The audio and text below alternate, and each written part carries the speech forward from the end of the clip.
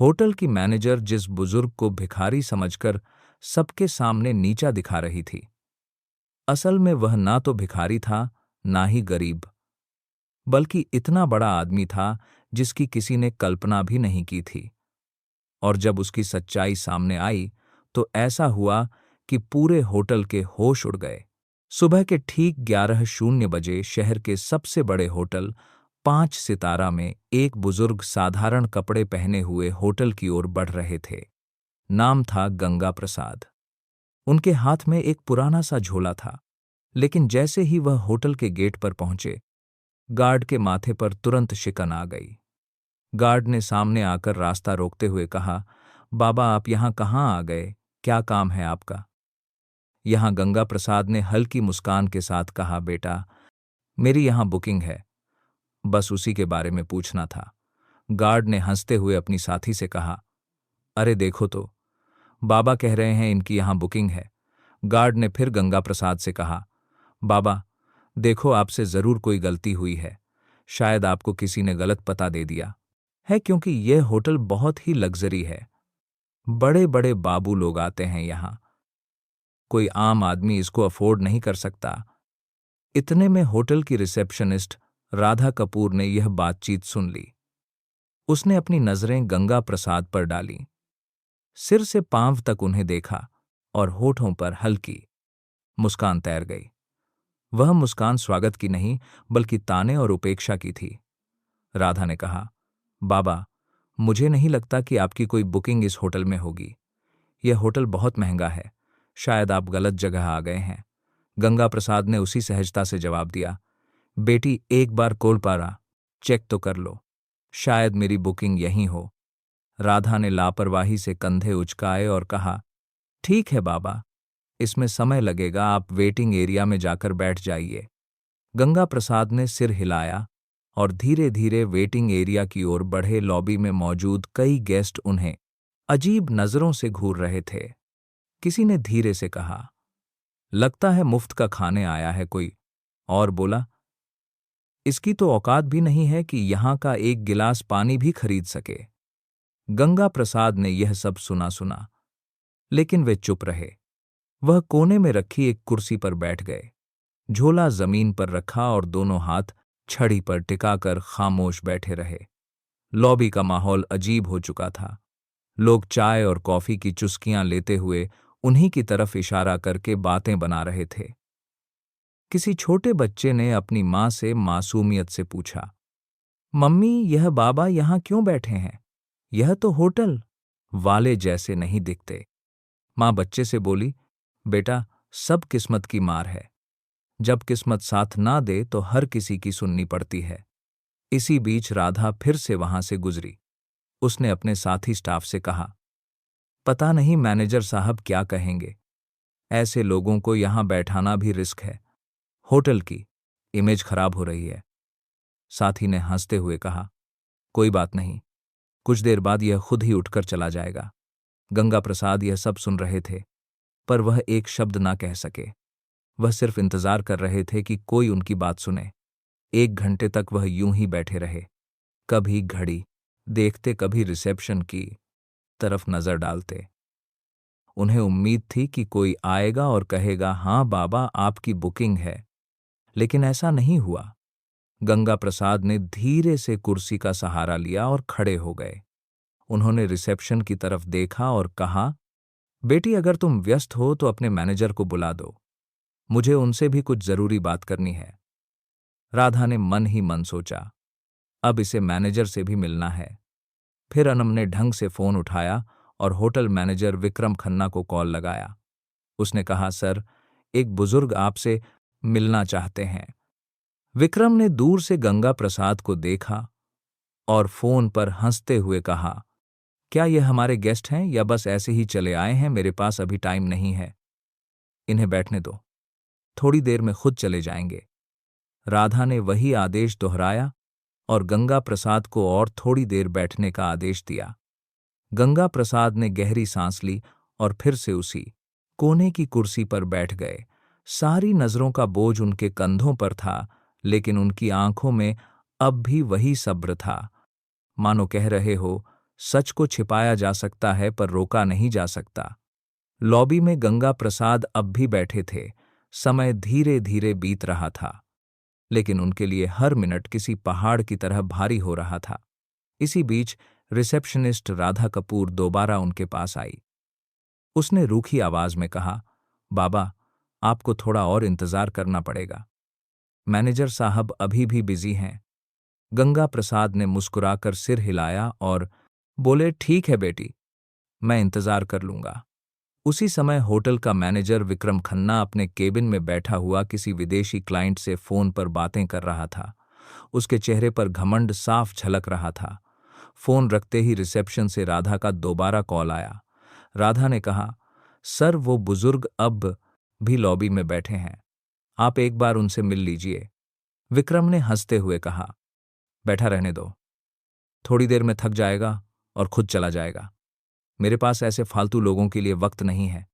तभी वहां एक छोटा कर्मचारी आया। नाम था अर्जुन शर्मा। वह होटल का बेल बॉय था।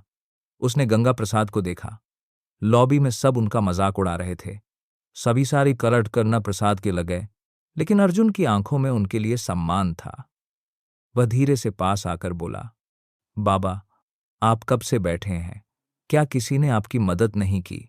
गंगा प्रसाद ने मुस्कुराकर उसकी ओर देखा और कहा, बेटा, मैं मैनेजर से मिलना चाहता हूं, पर लगता है वह व्यस्त हैं। अर्जुन का चेहरा कस गया। वह बोला, बाबा, आप चिंता मत करो, मैं अभी उनसे बात करता हूं। गंगा प्रसाद ने सिर हिलाया। तुम्हारा बहुत धन्यवाद। भगवान तुम्हें सुखी रखे। अर्जुन तेज कदमों से मैनेजर के केबिन की ओर गया। दरवाजे पर पहुंचते ही उसने नॉक किया और अंदर चला गया। विक्रम खन्ना ने इशारे से पूछा, क्या बात है? अर्जुन ने आदर से कहा, सर, लॉबी में एक बुजुर्ग बैठे हैं, वह आपसे मिलना चाहते हैं। विक्रम ने भौहें चढ़ाई और ठंडी आवाज में बोला, अर्जुन, तुम्हें कितनी बार कहा है कि फालतू लोगों से दूर रहो। वह कोई गेस्ट नहीं है, शायद भूला भटका कोई आया है। अर्जुन ने धीरे से कहा, लेकिन सर, उन्होंने कहा है कि उन्हें आपसे जरूरी बात करनी है। विक्रम हंस पड़ा, अरे, जरूरी बात तुम्हें अंदाजा भी है। यहां कितने करोड़ का कारोबार होता है और तुम मुझे ऐसे बाबा से मिलवाना चाहते हो? अर्जुन चुप रहा, लेकिन अंदर से दुखी था। उसने सोचा, इंसान को उसकी शक्ल देखकर कैसे ठुकराया जा सकता है? क्या बड़े पद पर बैठने से किसी को इंसानियत भूल जानी चाहिए? विक्रम ने सख्त आवाज में कहा, अर्जुन, तुम अपना काम करो, यह मामला तुम्हारे बस का नहीं है। अर्जुन ने सिर झुकाया और बाहर चला आया। लॉबी में लौटते ही उसने गंगा प्रसाद की ओर देखा। उनकी आंखों में धैर्य अब भी था। अर्जुन उनके पास बैठ गया और बोला, बाबा, मैंने कोशिश की, लेकिन मैनेजर साहब अभी नहीं मिलना चाहते। गंगा प्रसाद ने मुस्कुराकर उसके कंधे पर हाथ रखा और बोले, कोई बात नहीं बेटा, तुमने कोशिश की, यही मेरे लिए काफी है। अर्जुन की आंखें भर आईं। उसे महसूस हुआ कि यह बुजुर्ग कोई आम इंसान नहीं है। उनकी सादगी में एक अजीब सी ताकत छिपी थी। लॉबी का माहौल अब और भी भारी हो चुका था। लोगों के ताने और ठहाके, गंगा प्रसाद की खामोशी और अर्जुन की बेचैनी सब मिलकर एक अजीब तस्वीर बना रहे थे। करीब 1 घंटा बीत चुका था। गंगा प्रसाद अब भी उसी कुर्सी पर बैठे थे। उन्होंने धीरे से आंखें बंद की और सोचा, धैर्य रखना ही असली ताकत है। लेकिन अब समय आ गया है कि बड़ी दोस्तों में हम मार के रखना सच्चाई सामने आए। होटल की घड़ी ने 12:30 बजाए। गंगा प्रसाद अब और चुपचाप बैठ नहीं पाए। उन्होंने धीरे से अपनी छड़ी उठाई, झोला कंधे पर टांगा और रिसेप्शन की तरफ बढ़ गए। लॉबी में बैठे कई लोगों ने फिर से ताने कसे, देखो देखो बाबा, अब मैनेजर से लड़ने जा रहे हैं।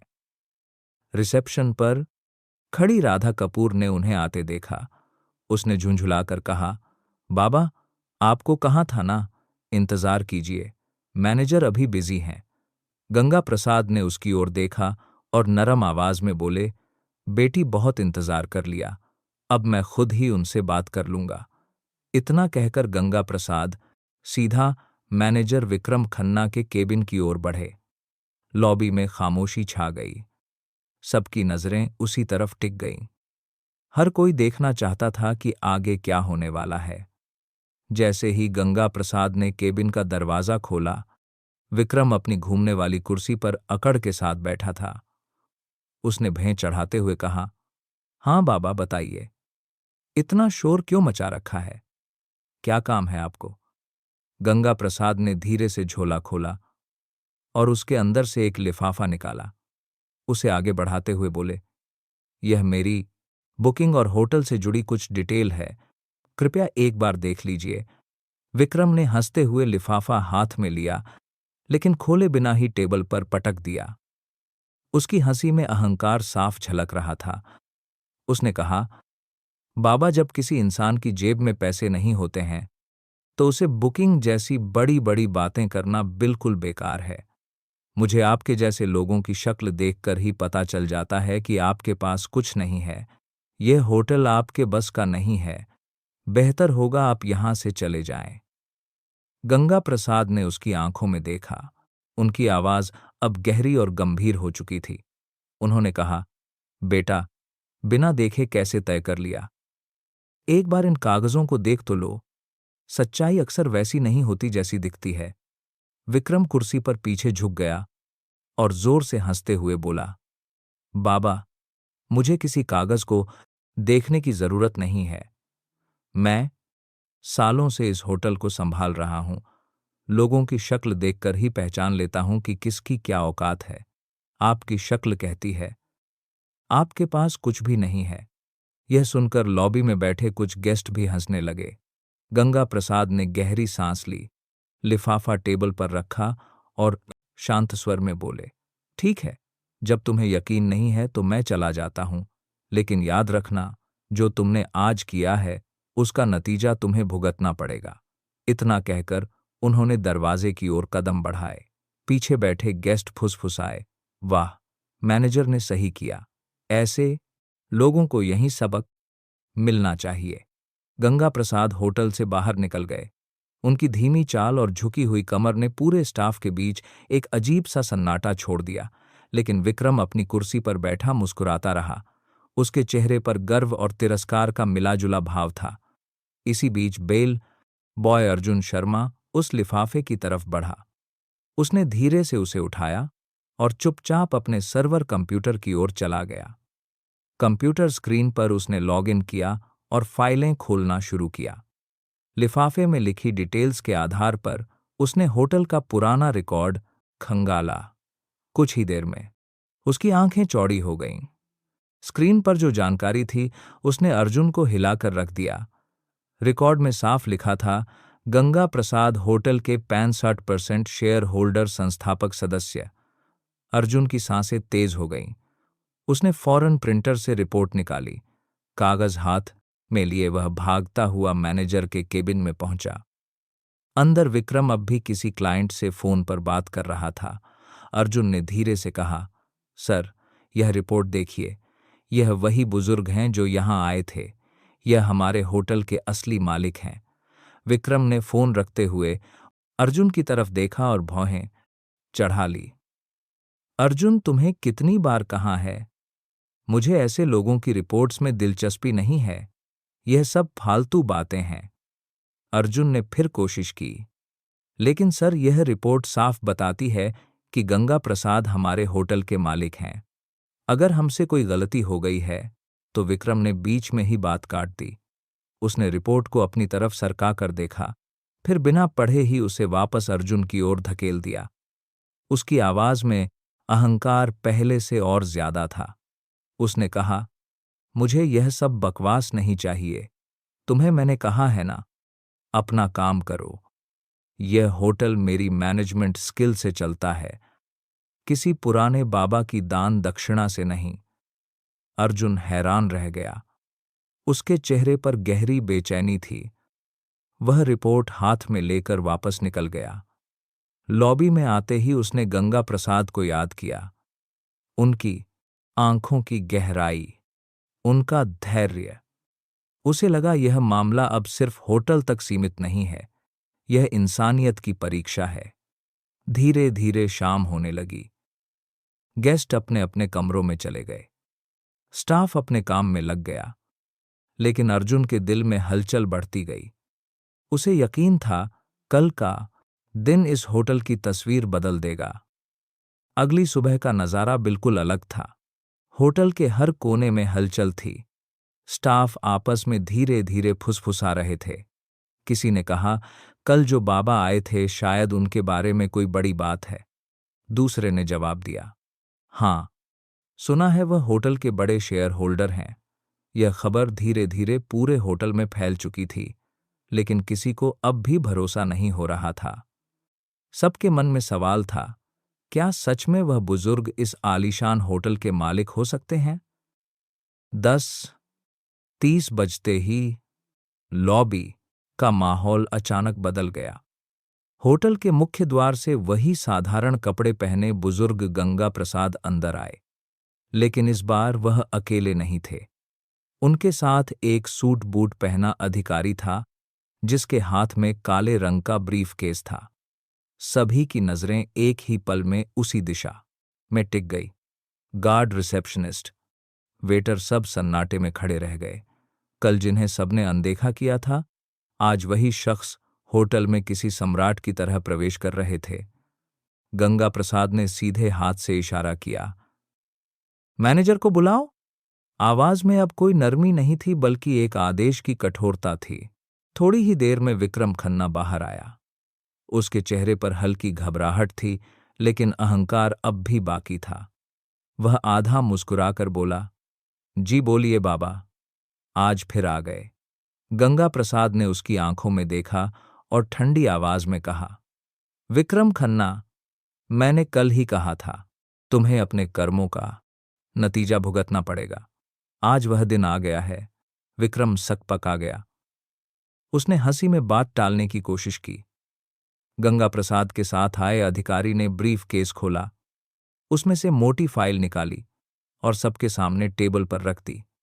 उसने जोर से कहा, यह डॉक्यूमेंट साफ बताते हैं, इस होटल के 65% शेयर गंगा प्रसाद के नाम पर हैं। असल मालिक वही हैं। पूरा स्टाफ स्तब्ध रह गया। राधा कपूर के हाथ कांपने लगे। लॉबी में मौजूद गेस्ट्स ने एक दूसरे को देखा और फुसफुसाए, यह तो सच में मालिक हैं? हमसे कितनी बड़ी भूल हो गई। गंगा प्रसाद ने अपनी छड़ी जमीन पर टिका दी। उनकी आवाज अब तेज और दृढ़ थी। विक्रम खन्ना, आज से तुम इस होटल के मैनेजर नहीं रहोगे। तुम्हारी जगह अब अर्जुन शर्मा इस पद को संभालेगा। विक्रम गुस्से से कांपते हुए बोला, आप होते कौन है मुझे हटाने वाले? यह होटल मैं सालों से चला रहा हूं। गंगा प्रसाद गरजते हुए बोले, यह होटल मैंने बनाया है।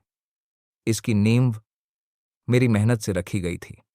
मैं चाहूं तो तुम्हें एक पल में बाहर का रास्ता दिखा सकता हूं, पर दंड स्वरूप तुम्हें फील्ड का काम दिया जा रहा है। अब वही काम करो जो तुमने दूसरों से करवाया है। गंगा प्रसाद ने अर्जुन को पास बुलाया। उन्होंने उसके कंधे पर हाथ रखते हुए कहा, तुम्हारे पास धन नहीं था, लेकिन दिल में इंसानियत थी। यही असली काबिलियत है। इसलिए तुम इस पद के हकदार हो। अर्जुन की आंखों से आंसू बह निकले। वह भावुक होकर बोला, साहब, मैंने तो बस इंसानियत निभाई थी। गंगा प्रसाद मुस्कुराए, यही सबसे बड़ी योग्यता है बेटा। फिर उन्होंने रिसेप्शनिस्ट राधा कपूर की ओर देखा। उनकी नजर इतनी कठोर थी कि राधा कांप गई। गंगा प्रसाद बोले, राधा, तुम्हारी यह गलती पहली है, इसीलिए तुम्हें माफ कर रहा हूं, लेकिन याद रखना, इस होटल में कभी किसी को उसके कपड़ों से मत आंकना। हर इंसान की इज्जत बराबर है। राधा ने हाथ जोड़ लिए और रोते हुए कहा, मुझे माफ कर दीजिए, आगे से ऐसा कभी नहीं होगा। गंगा प्रसाद ने चारों तरफ देखा और ऊंची आवाज में कहा, सुन लो सब लोग, यह होटल सिर्फ अमीरों का नहीं है। यहां इंसानियत ही असली पहचान होगी। जो भी अमीर गरीब का फर्क करेगा, वह इस जगह पर रहने लायक नहीं होगा। लॉबी में मौजूद गेस्ट्स ने जोरदार तालियां बजाईं। हर कोई गंगा प्रसाद को सम्मान की नज़रों से देख रहा था। जो कल तक उन्हें तुच्छ समझ रहे थे, आज वही उनके आगे झुक गए। गंगा प्रसाद ने अंत में कहा, असली अमीरी पैसे में नहीं, सोच में होती है। अगर सोच बड़ी हो तो इंसान खुद ही बड़ा बन जाता है। इतना कहकर वह अधिकारी के साथ होटल से बाहर निकल गए। पीछे खड़े स्टाफ और गेस्ट्स देर तक उनकी ओर देखते रहे और मन ही मन सोचते रहे, मालिक, ऐसा होना चाहिए जो दूसरों को उनकी इंसानियत से पहचाने, ना कि उनके कपड़ों से। उस दिन के बाद होटल का माहौल पूरी तरह बदल गया। स्टाफ अब हर गेस्ट के साथ सम्मान से पेश आता। लोग कहते, गंगा प्रसाद ने सिर्फ होटल नहीं बनाया, बल्कि इंसानियत की नींव भी रखी। दोस्तों, आप सब कहाँ-कहाँ से हमारी यह कहानी सुन रहे हैं?